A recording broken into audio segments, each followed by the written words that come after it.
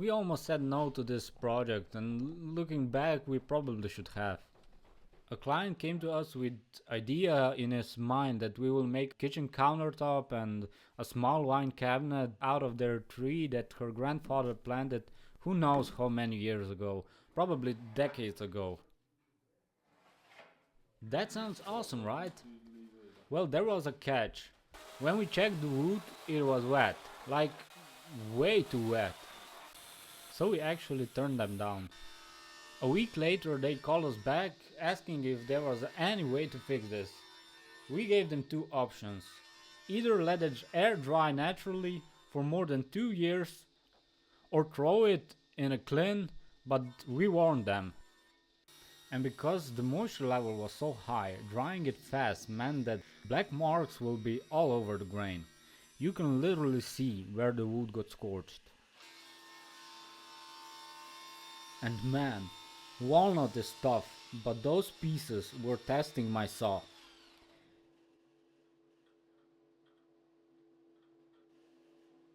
When the wood came out of the kiln, the client came over to check it out.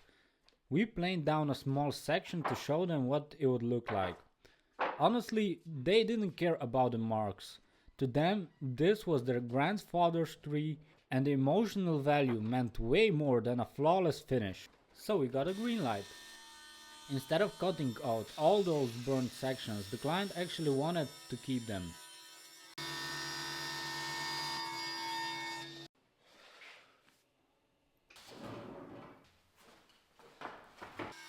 Now you're probably wondering where's the satisfying planing footage. Well, I actually didn't want to film it. You can just imagine a giant bag full of fine walnut dust. If you really want to see it, here's a picture of it.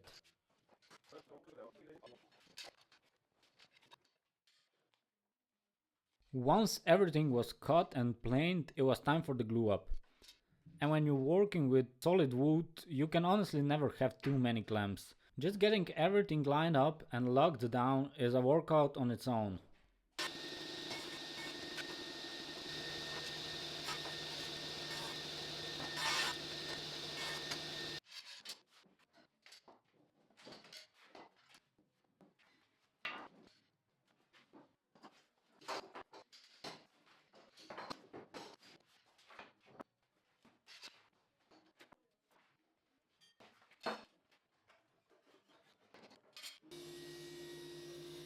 Catching the glue right in the middle when it's soft, not fully dry but not wet either, is a game changer. And if you wait until it's completely dry, you will end up gumming your sandpaper later.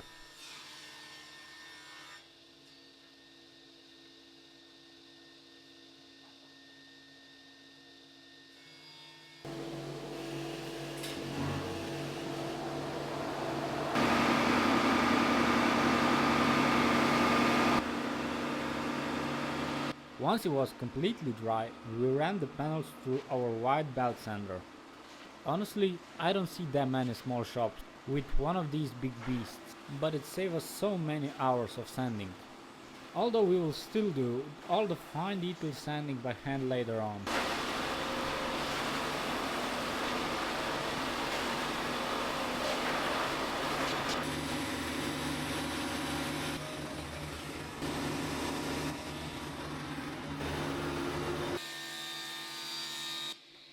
With the panels flat, we brought them back to the saw to trim them down to their final dimensions. Getting every piece perfectly cut here saves so many headaches down the line.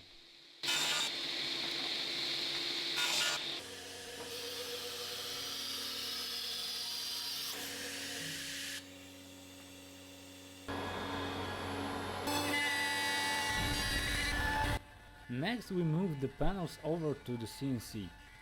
First we carved out slots so the bottle vine sits completely flat in the wood.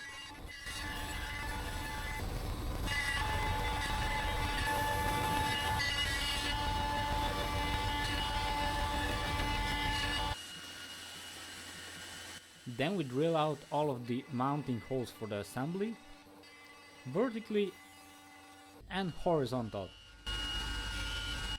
Doing all this by hand would take forever, but thank God for CNC. Back to the table saw where we cut all of the angles we need.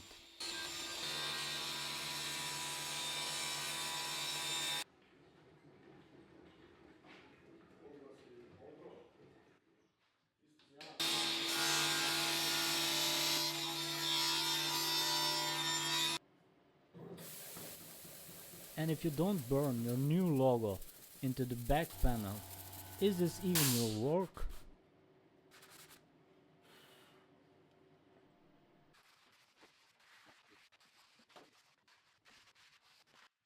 Then came what's easily one of the most boring steps to watch, but easily the most important for any solid wood project: hand sanding.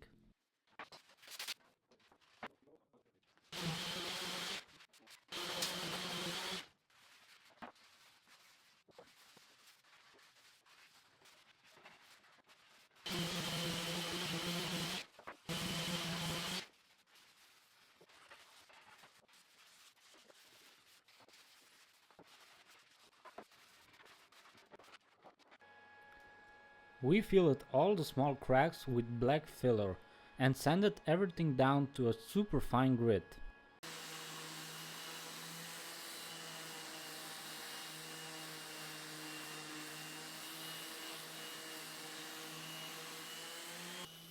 I even shot a few POV angles here just to make sanding look a bit cooler.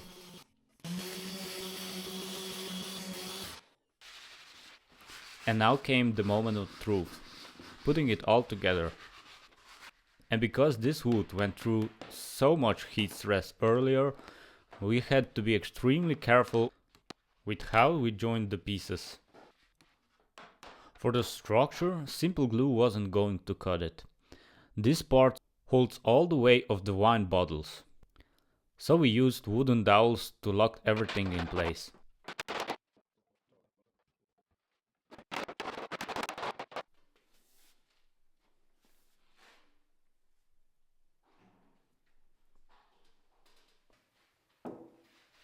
For the top corners we wanted a super clean 45-degree fold, but heavy duty clamps can easily slip on 45-degree angle or squeeze out too much glue.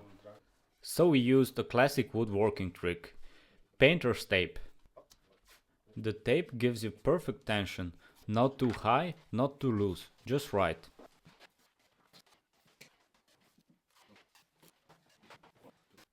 Once the glue was completely dry, we pulled the tape off.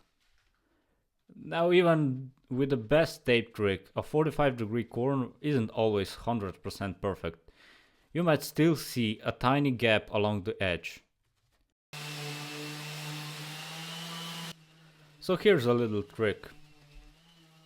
While the glue is still slightly tacky, you lightly sand along the corner. The fine wood dust mixes with the glue and completely fills those micro gaps. And just like that, you get a razor sharp invisible line. Nobody will ever know.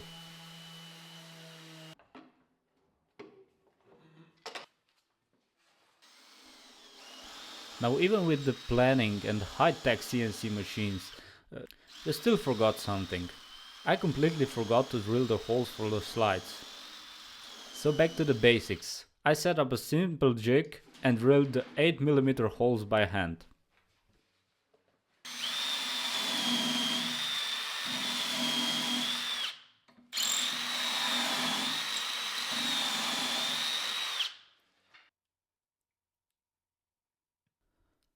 Finally, it was time for finishing.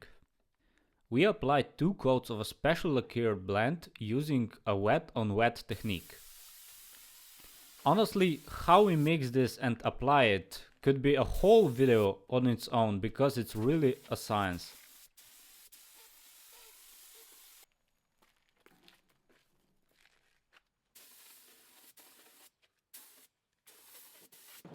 Now I'll let you just sit back and enjoy some quick ASMR sounds of mounting the doors.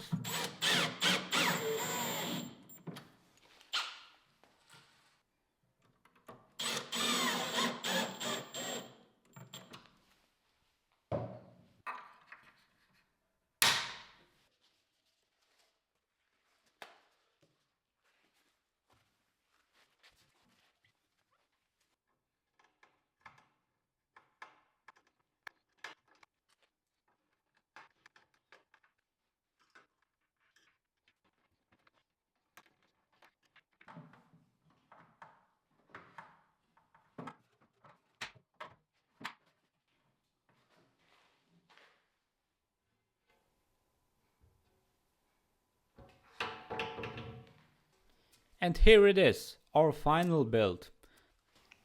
Thank you so much for sticking around until the end.